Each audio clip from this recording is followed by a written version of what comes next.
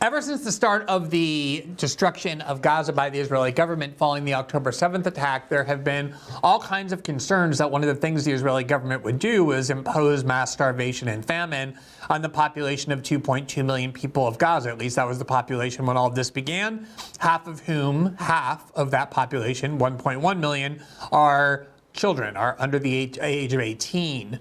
And this has been something we've seen evidence of, and in part people were concerned about it because the Israeli government immediately announced that that was their intention.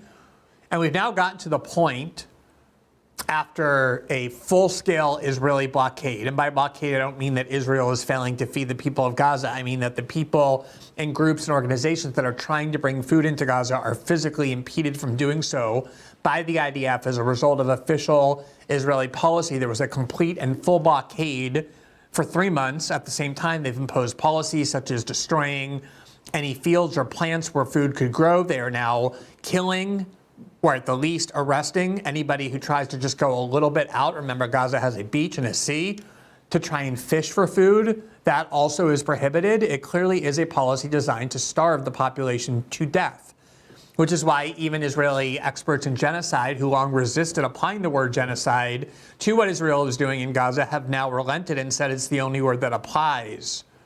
And the number of groups and governments and people who previously supported what Israel was doing, or at least refused to acknowledge the full extent of the atrocities, have now, in their view, no choice to do so. The evidence is starting to become so overwhelming that only the hardest core Israel loyalists are left to try and deny it or blame somebody else for it. Here from ABC News today, more than 100 aid groups warned of, quote, mass starvation in Gaza amid Israel's war with Hamas. Their statement warned of, quote, record rates of acute malnutrition, and its aid groups and World Health Organization and groups from all over the planet that have immense credibility and having worked with conflicts many times before. A leading Israeli newspaper, which has been more critical of the Netanyahu government than most, but which at the same time was supportive for months of what Israel was doing in Gaza following October 7th, which is the Israeli Daily Haaretz, had in its lead editorial yesterday the editorial under this headline: Israel is starving Gaza. And the language they used was so clear, straightforward, direct, that it's unimaginable to think of any Western media outlet, large corporate Western media outlet, saying anything similar. Quote, the famine that has been created in Gaza is another facet of Israel's cruel inhumanity toward the people of Gaza. It constitutes a war crime and a crime against humanity, and is a clear violation of the orders issued a year and a half ago by the International Court of Justice in The Hague. The famine does not contribute anything to the war effort against Hamas. Its gunmen will be the last to suffer hunger in Gaza. Before that, it will be children, women, and Israeli hostages still captive there who starve. Last week, we interviewed a leading scholar of famine. Actually, I believe that was this Monday, who has studied famines around the world for his entire life. And not only did he describe how what's taking place in Gaza is unprecedented, at least since World War II, because of how minutely planned it is, and because they're unlike famines, say, in Ethiopia or Sudan or Yemen, there are all sorts of organizations with immense expertise and resources who just a couple of miles away from where children are starving to death have huge amounts of food and other aid that they want to bring to the people of Gaza, yet are blocked from doing so by the IDF.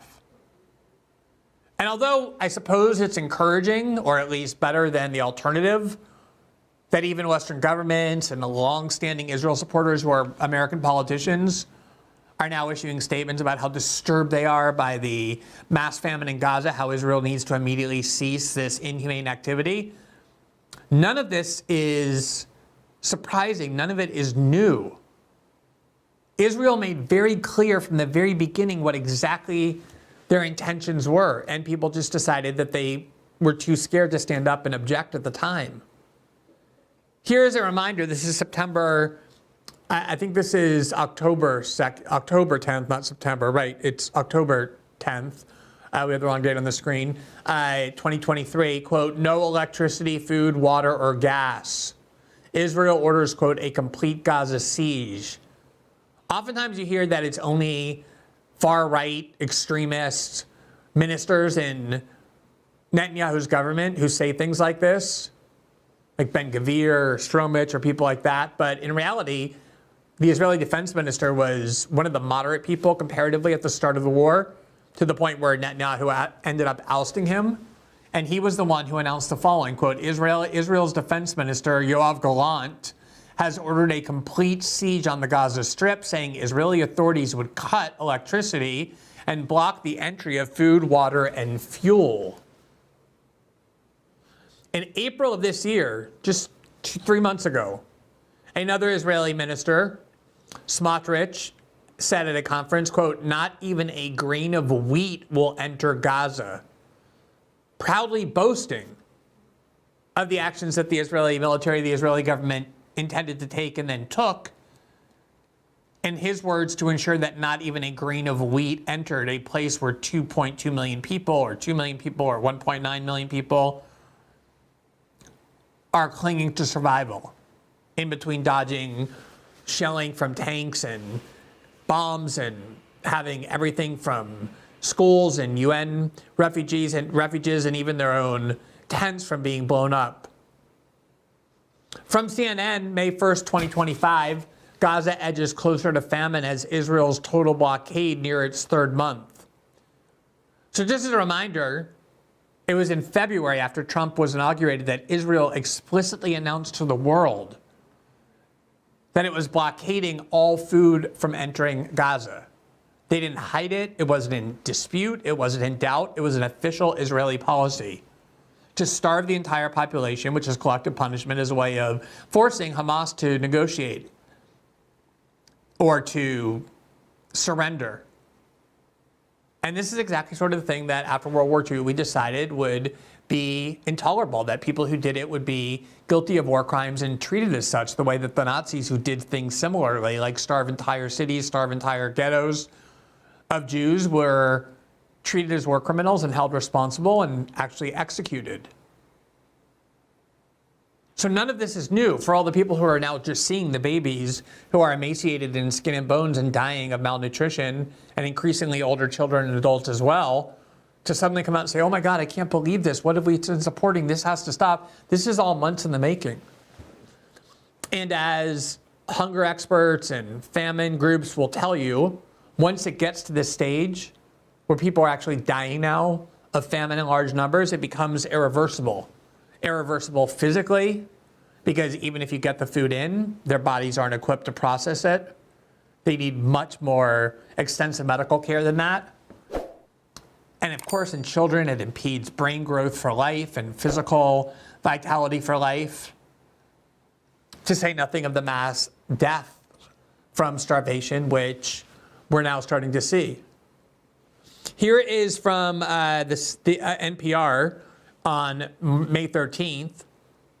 Quote, since early March, shortly before the breakdown of a tenuous ceasefire, Israel has been imposing a blockade of Gaza, denying the entry of all goods, including food, medical supplies, and critical supplies. Quote, now the entire population is facing high levels of acute food insecurity, with 1 in 5 people facing starvation, according to the most recent report from the Integrated Food Security Phase Classification. That's why all these set-in attempts to distance oneself that we're seeing from Western governments and Western politicians is utterly nauseating. They're the ones who enabled it. They're the ones who have been paying for it. They're the ones who have been arming it. They're the ones who have been cheering for it, despite Israeli vows to starve to death the people of Gaza. We've been hearing for a year and a half about stories of doctors in Gaza having to perform major surgeries, amputations on children without so much as any painkillers, let alone anesthesia. Horror stories of the worst kind imaginable. But what we're now seeing is a body of evidence so conclusive and so indisputable from so many different sources that it's essentially become impossible for denialists of these atrocities to maintain their denialism any longer. There's been a long trend, basically Israel has trained its loyalists throughout the West anytime there's a study, anytime there's a pronouncement, anytime there's a finding or criticism, to immediately say, oh, you can't listen to them, they're anti-Semitic, they hate Israel, they lie to attack Israel, they're even guilty of blood libel. So if you present a UN report, that's instantaneous. If you hear from journalists in Gaza, even showing video, they're all liars, they're all anti-Semitic, haters of Israel. The Israeli Daily Haaretz, oh, throw everything they say out. But now we're starting to see all sorts of Western doctors. And these doctors are people who belong to groups like Doctors Without Borders, which I've always described as one of the noblest things you can do. You go to school for years, you have medical training, you become a surgeon, you become a specialist in your field treating all kinds of major injuries, and instead of staying in London or Beverly Hills or Miami or Paris and making massive amounts of money treating wealthy people, you volunteer to go around the world to war zones that are very dangerous, where countries don't have the sufficient medical expertise to treat people who are being harmed or killed by the byproducts of war in order to save as many lives as you possibly can. These people don't just go to places where there are Israeli bombs falling. They've been all over the world in multiple war zones. And the bravest of them have been going to Gaza. We've been hearing from them, American nurses, American doctors, Western doctors, and medical workers.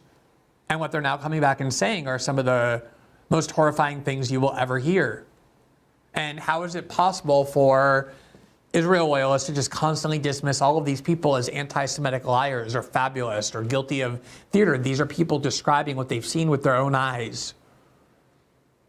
And unlike in the United States, where there's still mostly a blackout of this kind of reporting, in the UK, it's starting to really seep through into mainstream television outlets, despite the long history of the UK's steadfast support for Israel, including right up until this day, where the Starmer government, the government under Sir Keir Starmer, the Labour government, flies reconnaissance missions over Gaza, provides weapons to Israel. Here is Nick Maynard. He's a British physician who was on the mainstream program Good Morning Britain. It's just like Good Morning America in the United States. And he got back from Gaza. He's a surgeon, and here's what he described in his own words. Now, of course, the IDF will claim that their intention is not mass starvation. However, and I want to warn people here, because what we're about to talk about now, which I've already talked about already, is just astonishing. And I don't think doesn't matter which side you're on, even if indeed you are on a side. This particular account of what you've seen about the pattern of injuries, your claims of what you think the IDF soldiers are doing to cause these injuries is alarming. Would you mind explaining that to us? Yes. I mean, one of the big differences between this most recent trip, these last 4 weeks I've been in Gaza, was the large number of gunshot wounds I've seen. In previous trips, there's predominantly explosive injuries from bombs, but I saw on this occasion multiple gunshot wounds, almost exclusively on young teenage males, some of them as young as 11, 12, 13, 14, all of whom had been shot at the food distribution points, so-called Gaza Humanitarian Foundation food distribution points.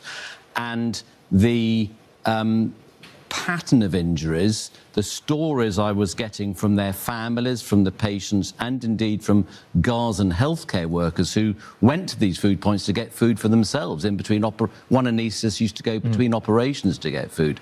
But I saw terrible injuries to the abdomen and the chest, but there was a very clear pattern of injuries, a cluster of injuries to specific body parts on particular days. So one day, for example, we'd see patients coming in with gunshot wounds just to the head and neck. On another day, they'd be coming in with gunshot wounds to the chest or the abdomen. The next day, the legs. On one day, about 12 days ago, we saw 4 young teenage boys, 13, 14, all of whom had been shot specifically in the testicles. Goodness me. So the very clear clustering of these injuries appeared to us like a target practice, a game was being played. So I mean, we should point out, that Israel have said, they don't intentionally shoot civilians. Troops near the aid sites have been firing warning shots, and they say they work to minimise friction between the population and forces as much as possible. He just gets done saying exactly what he's been seeing, that every day they kind of, for fun almost, IDF soldiers pick which part of the body they're going to snipe young children, teenagers, young teenagers with, oh, today their heads, tomorrow their chests, how about their kneecaps, how about their testicles? And they come in with in clutches with all the same injury. We've been hearing stories of IDF soldiers purposely targeting young boys who come in with bullets in their brains. We've been hearing about this for quite a long time now. He's in Gaza. He's seeing exactly what he's describing. Here he is again talking about something in one way not quite as brutal, but in another way almost more horrific in terms of the intentionality that it shows in terms of what the Israeli government and the IDF are actually up to in terms of their objectives in Gaza. You were saying to us that your colleagues that have tried to help, who've tried to take baby formula in, for example, have been prevented from doing so. Yes, absolutely. I mean, I spent quite a bit of time on the paediatric intensive care unit because I have patients there.